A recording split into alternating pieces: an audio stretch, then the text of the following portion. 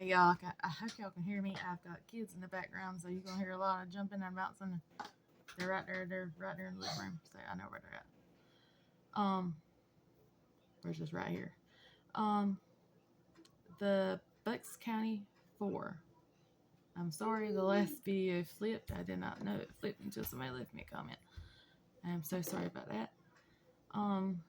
But getting to the story. Between July 5th and July 7th, 2017, four men were reported missing in Bucks County, Pennsylvania. All were subsequently found murdered, and the victims were Dean A. Facero, age 19, Thomas C. Mayo, 21, Jimmy T. Patrick, age 19, and Mark R. Sturgis, 22. The murders were carried out by Cosmo DiNardio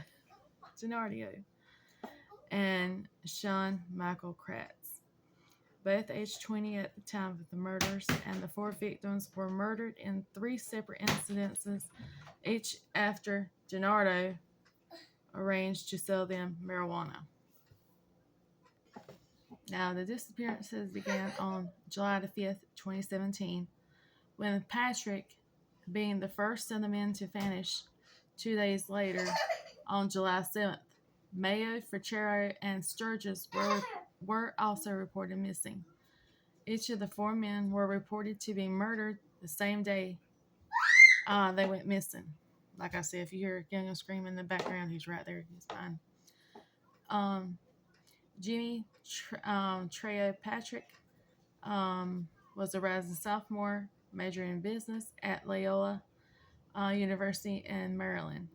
Was last seen around 6 p.m. on July the 5th in Newtown, Pennsylvania.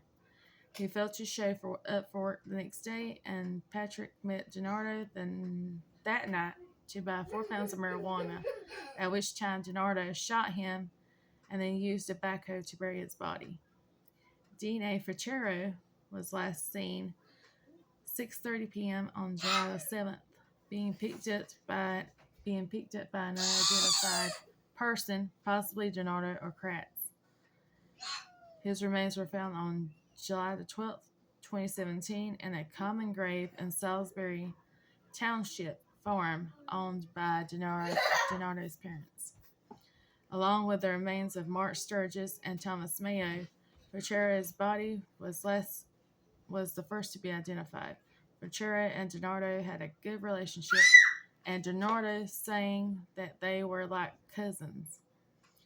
As with Patrick, Marcello had agreed to buy marijuana from Gennaro.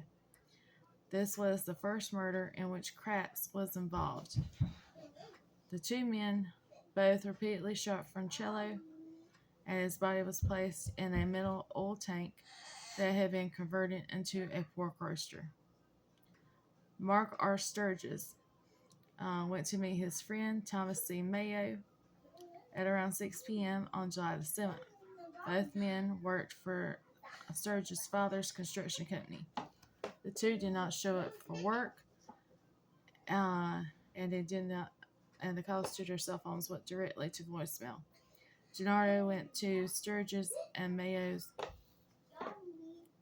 Gennaro met with Sturgis and Mayo at a church to sell Mayo marijuana. Mayo and Sturgis were both shot as they exited their truck. When he ran out of ammunition, Gennaro drove over the still alive Mayo with a backhoe, and then placed both bodies in the middle of the tank that also held Francero's body. Gennaro attempted unsuccessfully to burn the bodies with using gasoline. He used the backhoe to bury the tank containing the three bodies, and Gennaro, a drug dealer, confessed to killing the four men. He said he did so because he felt cheated or threatened during drug transactions. He also told investigators where to find Jimmy Patrick's body, buried in another grave on the property, and the only motive disclosed by investigators was that Gennaro said that he wanted to set the to set the victims up when they came to the farm to buy the marijuana.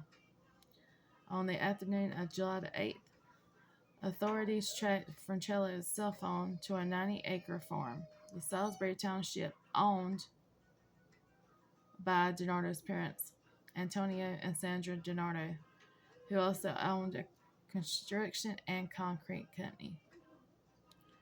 While being investigated for the 4 July 7, 2017 Pennsylvania murders, DiNardo also claimed to be responsible for at least 2 other killings in the previous 5 years in Philadelphia. Investigators have yet to verify those claims. 2 cousins, Cosmo DiNardo and Sean Michael Kratz, both aged 20, were charged in the murders. On July the 10th, DiNardo was also arrested for unrelated weapons charge. Despite 30 run-ins with local police, DiNardo, the son of a wealthy businessman, had, for unexplained reasons, never been convicted of a crime. DiNardo was later released after his father posted 10% of a $1 million bond. $1 million bill, I'm sorry. On July 12th, DiNardo was arrested and charged for stealing and attempting to sell a car that belonged to Thomas Mayo for $500. Suspicion was also raised by the fact that Mayo left his insulin in his car, something his family said would have been unusual for him to do.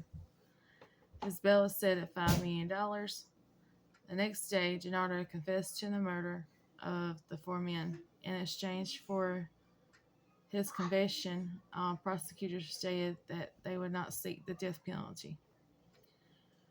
The day after the confession, DiNardo was charged with 4 counts of criminal homicide, conspiracy to commit criminal homicide, abuse of a corpse, and 12 other charges.